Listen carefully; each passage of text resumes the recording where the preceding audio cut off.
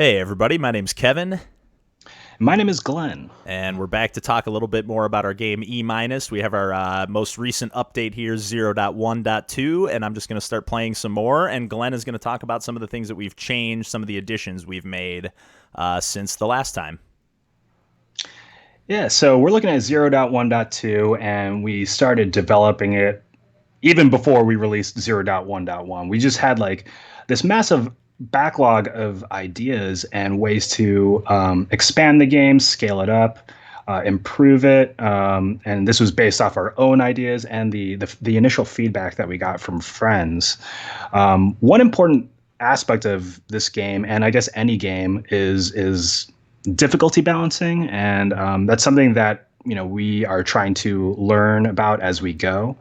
And so, yeah, one aspect that we wanted to focus on was actually balancing. So, one of the changes in 0.1.2 is actually the spread shot. So, in the original version, the spread shot had three turrets that shot out three bullets.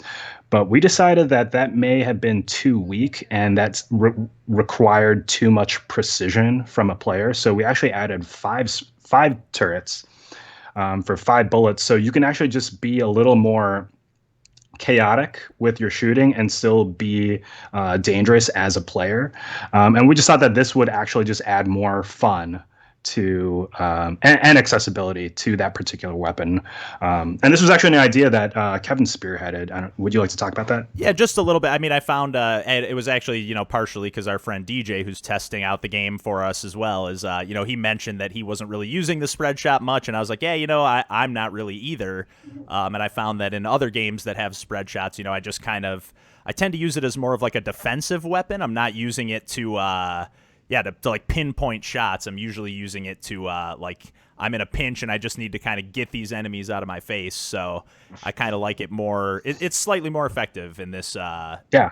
In this with the extra two turrets, but it doesn't feel overpowered. I was a little worried that it might, but it doesn't to me. I still feel like you got to be somewhat accurate. So Yeah. And this is just another example of like learning about game development in that, a small minor adjustment adds a huge difference to the feel of the game. And that's just something that we're coming across more and more. And it's just like really interesting to observe. Another update to this game is actually the inclusion of more enemy patterns. And that's actually what this update really is all about. So you'll see the basic enemies that are coming towards the nucleus. These are the ones that are colored red, but you might be able to tell now that there are also orange enemies that are coming towards the nucleus. These enemies I call wavers, and they're just moving in a basic sine wave pattern. We just felt like that was just like a natural way to increase the difficulty during a given run. So this is just based off a sine wave. Another one that is another enemy type is actually one that is dark red that Kevin just killed. And that enemy pattern is based off an Archimedean spiral. So it just spirals around the nucleus and it gets closer and closer. And as Kevin has liked to describe it, it's kind of has like this dive bomb sort of feel. So those are two patterns that are just based on like, yeah, kind of basic mathematical equations, the sine wave and the Archimedean spiral. With the sine wave, the most difficult part with that was actually making sure that it always lines up and hits the nucleus. So no matter how fast it's going, no matter what the amplitude is, no matter where it's coming from, it's always going to reach the nucleus. And that just required a little bit of extra math and some reverse engineering. And yeah, with the Archimedean spiral, like there's a variety of spirals to go out to use. There's like a logarithmic one. There's like the Euler spiral. There's just like a variety of spirals, but the Archimedean one is just the most basic one that is just like circle within a circle within a circle. So those are the two main new enemy patterns, but there is one more, and it is very different compared to the rest of the ones that currently exist. And we wanted to add a little bit of variety to the enemy types. So this enemy type is called the Seeker. And what it does is it basically targets the electron. It targets the player instead of targeting the nucleus. So it's actually something that is completely different from what the player is already accustomed to. And we just thought that this would, again, add another level of difficulty. It would just be another layer of the game that just gets unraveled over time.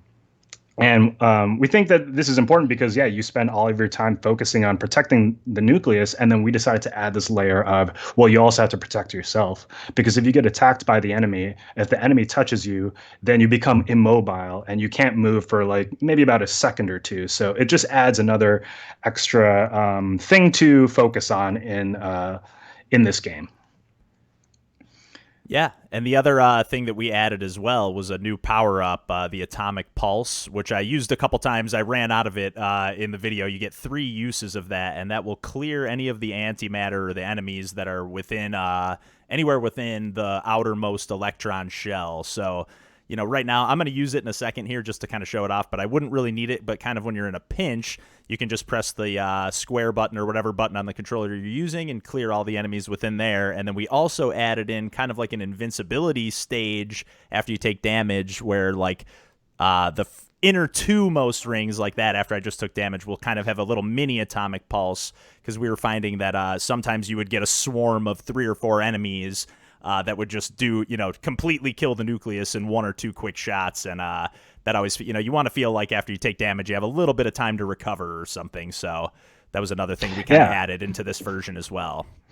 Yeah, great point, Kevin. And again, like the motivation behind this power up was, again, just difficulty balancing, making the game a little more forgiving, finding ways to give the player more control, more ways to destroy enemies, and in a different way that's different than just shooting an enemy.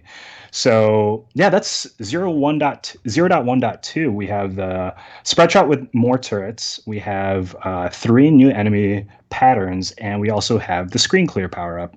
And yeah, we just felt like this was just a natural progression of our development phase. We're kind of using this agile style development where we're just building small chunks iteratively over our initial release, and we just felt like this was the most logical step for us. Yeah. So, yeah, thanks for tuning in, and we will have more updates in the future. Thank you.